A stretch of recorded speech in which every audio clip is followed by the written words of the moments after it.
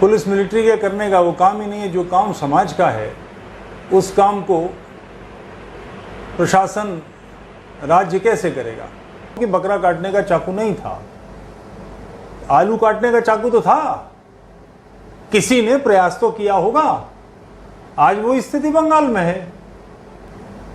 आपको कॉलर पकड़ना पड़ेगा। उस कॉलर पकड़ने में आपका हाथ कटे या दूसरी गर्दन आप काट दें, यह आपको तय करना होगा। मगर अगर ऐसा नहीं है तो अपनी रक्षा की जिम्मेदारी तो खुद उठानी पड़ेगी। कोई और विकल्प क्या है? समाज को स्वयं अपनी रक्षा के लिए जूझना पड़ेगा और कोई विकल्प नहीं है। भारत के सिस्टम को ध्वस्त करके उसमें दारुल इस्लाम क्रिएट करना है। जय हिंद। आप देख रहे हैं प्रो भारत। हिंदुस्तान में जो फैलती हुई जो कट्टरपंथी सोच है और एक विशेष समुदाय है, उनकी तरफ से जो घटनाएं हो रही है उन पे बहुत ही गहरा चिंतन करने की ज़रूरत है। इस पर जो तुफैल चतुर्वेदी हैं उनका कहना है कि हिंदुओं को जागने की ज़रूरत है। अगर अभी हिंदू नहीं जागा तो हिंदू जो है वो इतिहास बनकर रह जाएगा। इसलिए हिंदुओं को खड़ा होना बहुत ज़रूरी है। तो आइए सुनते हैं तुफैल चतुर्वेदी जी को कि उन्होंने इस वीडियो में, इस डिबेट में क्या बोला। हिंदुत्व को लेकर आपके साथ हमारी अनेक चर्चाएं हो चुकी हैं। लोग कहने लगे हैं कि वही बातें हैं, वही कहा जा रहा है, कुछ सुधार की गुंजाइश नहीं नजर आ रही है अभी तक।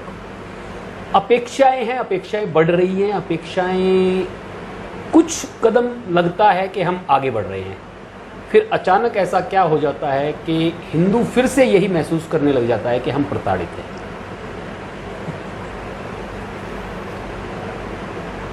ये एक मज़ेदार चीज़ है।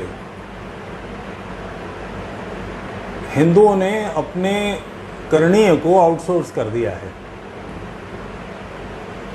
हम हिंदू देश में, जिसमें आज भी 80% से अधिक हिंदू हैं, उसमें समस्याएं हैं। उन समस्याओं के समाधान के लिए कोई बाहर का व्यक्ति चाहिए। हिंदुओं ने अपनी समस्याओं को आउटसोर्स कर दिया है संघ पर, भाजपा पर, विश्व हिंदू परिषद पर। इन्हीं हिंदुओं से भाजपा, विश्व हिंदू परिषद संघ बने। उन संगठनों ने अपनी समस्याओं को आउटसोर्स कर दिया पुलिस पर, मिलिट्री पर।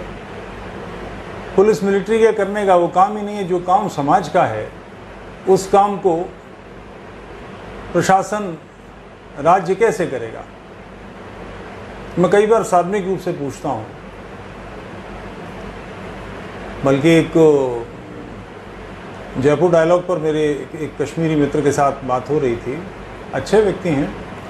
उन्होंने तगड़ी आलोचना की कि हम संघ के अधिकारियों से पूछ रहे थे हम क्या करें। उन्होंने कहा आ जाओ। यानी कश्मीर से विस्थापन की जिम्मेदारी संघ पर रखी जा रही है। संघ क्या है? कोई कमांडो फोर्स है? तो फौज भेज देंगे, क्या करेंगे? ये दुर्भाग्यपूर्ण है, मगर ये कहना पड़ेगा। और मैं तो इसके लिए चर्चित ही हूँ कि मैं खरी खरी बोलता हूँ। कश्मीर से 5 लाख लोगों का विस्थापन हुआ। 5 लाख कौन? यानी मैं, हिंदू, हम। कोई सज्जन मुझे बताएंगे कोई एक घटना कि जो जहां कश्मीर के व्यक्ति ने रिटेलिएट किया हो? मैं कश्मीरी पंडितों को अलग से नहीं कह रहा हूं। चट्टी सिंहपुरा में सिख मारे गए और कई लोग हत्याकांड हुए। कहीं एक जगह किसी ने कोई विरोध किया? आप इस काम के लिए किसको चाहते हैं? प्रशासन, राज्य, कोई घटना घट जाती है तो उसके बाद कार्य करता है। मेरे घर पर आक्रमण होगा, सुरक्षा की व्यवस्था, मैं अपनी सुरक्षा के लिए दूसरे व्यक्ति के प्राण ले सकता हूं, ये मेरा कानूनी अधिकार है। मैं ये भी नहीं करूंगा। मैं ये समझ सकता हूं कि बकरा काटने का चाकू नहीं था, आलू काटने का चाकू तो था। किसी ने प्रयास तो किया होगा। आज वो स्थिति बंगाल में है। लोग कह रहे हैं हमें बचाओ। यानी कौन बचाने आएगा? महाराष्ट्र के लोग भाग के बंगाल पहुंच जाएं? पंजाब वालों से उम्मीद कर रहे हो? मध्य प्रदेश के लोगों से उम्मीद कर रहे हो? उत्तर प्रदेश के लोगों से किससे सोच रहे हो? अपनी पत्नी, अपने बच्चे, अपने घर की सुरक्षा मेरी जिम्मेदारी है। उसके बाद कुछ होना है। तो आउटसोर्सिंग करने से कोई और आ जाएगा। ये जो अवतारवाद है हमारा, ये नपुंसक बनाता है हमको। भक्ति मार्ग नपुंसक बनाता है। तू ही कर, हम तू दयालु दीन ही हो, तू दानी हो भिखारी, कि तू तो दयालु हम दीन हैं, तू दानी हम भिखारी हैं। भिखारी का कोई अधिकार होते हैं? भिखारी की कोई रक्षा होती है? आपको कॉलर पकड़ना पड़ेगा। उस कॉलर पकड़ने में आपका हाथ कटे या दूसरी गर्दन आप काट दें, यह आपको तय करना होगा। हिंदू पीड़ित हैं इसलिए कि हिंदू पीड़ा चाहते हैं। आप इसके लिए कुछ करेंगे कि नहीं? मेरी गली में ही 50 लोग हाहाकार मचाते हुए, तलवारें डंडे लेते हुए, नारे लगाते हुए आ जाएंगे, तो इसकी रक्षा के लिए मैं क्या करूंगा? 100 नंबर डायल करूं? प्रशासन, पुलिस कितना है इस समस्या से निपटने के लिए? मैं सेना बहुत एलोबरेट कर लें आप, बिल्कुल एनसीसी के जो लोग बच्चे कभी जिन्होंने राइफल नहीं पकड़ी, जो कभी एनसीसी की परेड भी नहीं गए कभी, उन सबको भी आप गिन लें तो भी 30 लाख नहीं है। समस्या 30 लाख के लोग, और इनके हथियार क्या हैं? फर्स्ट वर्ल्ड वॉर की ट्रेंचेस की वॉर की जो 303 बोर की 303 की राइफल थी, जो ट्रेंचेस के काम की थी, वो गली मोहल्लों की चीज ही नहीं है। पुलिस वाले उससे लैस हैं, क्या होगा?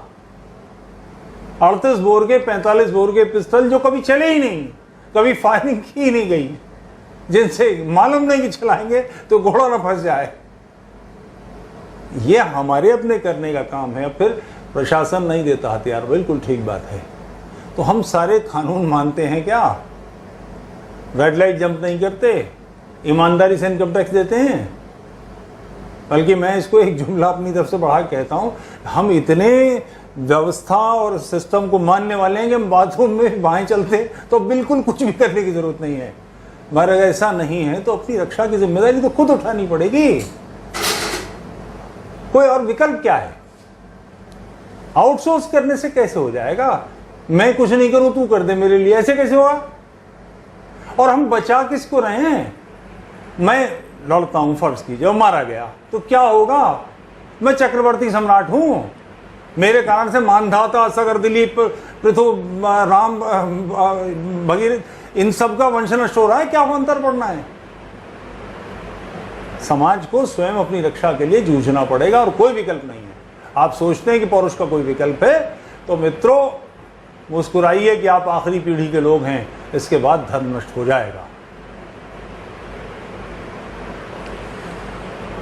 तो फिर जी, भारत की सरकारें, भारतीय व्यवस्थाएं आज तक जैसी भी चल रही है, वो लोगों को एक भरोसा दिलाती हैं कि हम आपको सुरक्षा देंगे, हम आपकी रक्षा करेंगे, विदेशी ताकतों से भी और स्वदेश में भी जो आतताई शक्तियां हैं, जो क्रिमिनल्स हैं, जो क्रिमिनल कम्युनिटीज़ हैं, उनसे भी सुरक्षा दिलाने का वायदा कर कर सरकारें बनती हैं। तो क्या इन सरकारों के ये सभी वायदे झूठे हैं, दिखावे हैं? वो सुरक्षा नहीं दे सकते या उन्हें नहीं देनी चाहिए? फिर मजेदार प्रश्न आया आपका। देखिए, दो अलग चीजें हैं। राज्य की व्यवस्था,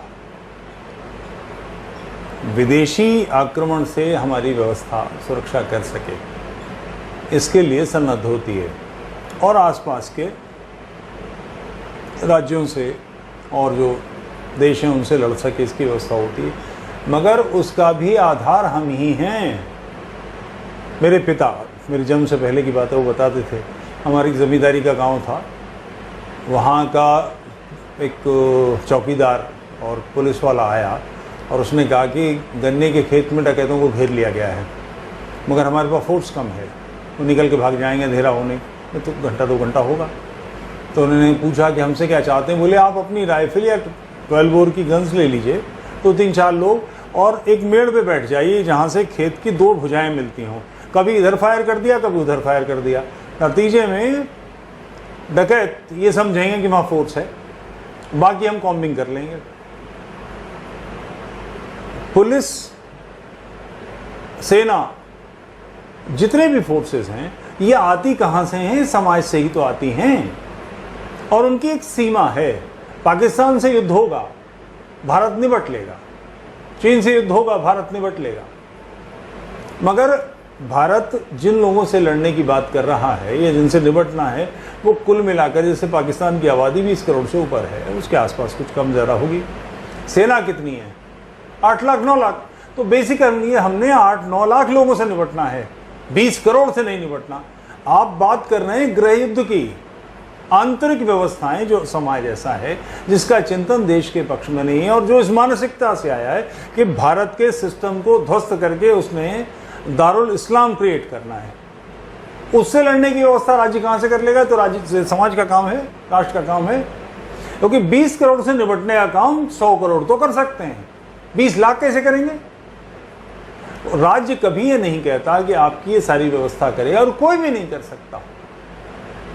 आपकी जानकारी होगी, कुछ लोगों को मालूम होगा, लेबनान ईसाई राष्ट्र था, सीरिया ईसाई राष्ट्र था। धीरे धीरे धीरे कम करते गए, बढ़ते गए, दबाते गए, अंततोगत्वा परिणाम ये हुआ कि पूरी तरह से लेबनान में क्रिश्चियन मिलिशिया भी है। ऐसा नहीं है कि वो उन्होंने हथियार छोड़ दिए, मगर वो इतने बड़े पैमाने पर दबा लिए गए कि अब लेबनान लगभग मुस्लिम राष्ट्र है। पाकिस्तान में भी तो यही हुआ था। 300 वर्ष पहले वहां कौन से मुसलमान थे? हम ही तो थे। धीरे धीरे हमारी संख्या कम हुई, राजनीतिक रूप से वो सबल हो गए, और उसके बाद उन्होंने निकाल बाहर करा हमें। समाज को जो करनी है वो राज्य नहीं कर सकता, राष्ट्र के काम राष्ट्र को ही करने होंगे। जैसे इस्लाम, वो किसी चक्कर में नहीं पड़ता कि उसको चंदा चाहिए, वो फलाना काम चाहिए, उसका धंधा चलता रहे, वो उसमें से पैसे निकाल के व्यवस्था कर लेगा। अपने समाज की चिंता वो स्वयं करते हैं। उन्हें मालूम है कि उन्हें सिस्टम में दाखिल होने से कुछ ज़्यादा कुछ नहीं मिलने वाला। ऐसा नहीं कि नहीं मिलता है, वो ये मानते हैं और ये क्लेम करते हैं और इसी तरह से व्यवहार करते हैं कि उन्हें राज्य पर आश्रित नहीं होना है। किसी मस्जिद के लिए वो अथॉरिटी के पास नहीं जाएंगे कि हमको सस्ते दामों में ज़मीन दे दो, वो नहीं पड़ते चक्कर में, खरीदेंगे जैसे भी होगा। तो राज्य की व्यवस्थाएं, उसकी एक सीमा होती है। राष्ट्र असीमित शक्तियों से संपन्न है, बशर्ते राष्ट्र कार्य करे। राष्ट्र का कार्य राष्ट्र को ही करना है, हमारा काम हम ही करेंगे। राज्य का काम भिन्न है। राज्य ऐसे कोई न तो ये कहता है ये, और राज्य हमारे बूती तो है। ये राष्ट्र मूलतः हिंदू बहुल है। मुझे किसी एक दल, कांग्रेस, इवन भाजपा और उससे पहले जनसंघ, किसी के इलेक्शन मैनिफेस्टो में दिखा तो दे जिसमें कहीं ये कहा गया कि वो हिंदुओं के हित का कोई काम करेंगे। एक कहीं कोई वाक्य दिखा दे। 1952 से जनसंघ चल रही है, कोई एक बता दे। बल्कि हिंदू के नाते चुनाव न लड़ा जा सके, इसकी व्यवस्था कर दी गई।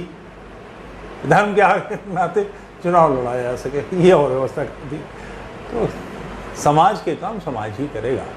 भारत देश में जिस तरीके से कट्टरपंथी अपनी पैंठ जमाते जा रहे हैं और कट्टरपंथियों को पॉलिटिशियनों, जो राजनीति है, राजनीति दल, उनका सपोर्ट मिल रहा है, जिसके कारण से ये इस तरीके का हालत, इस तरीके की जो माहौल बनाते हैं जहाँ पर रहना दुश्वार हो जाता है।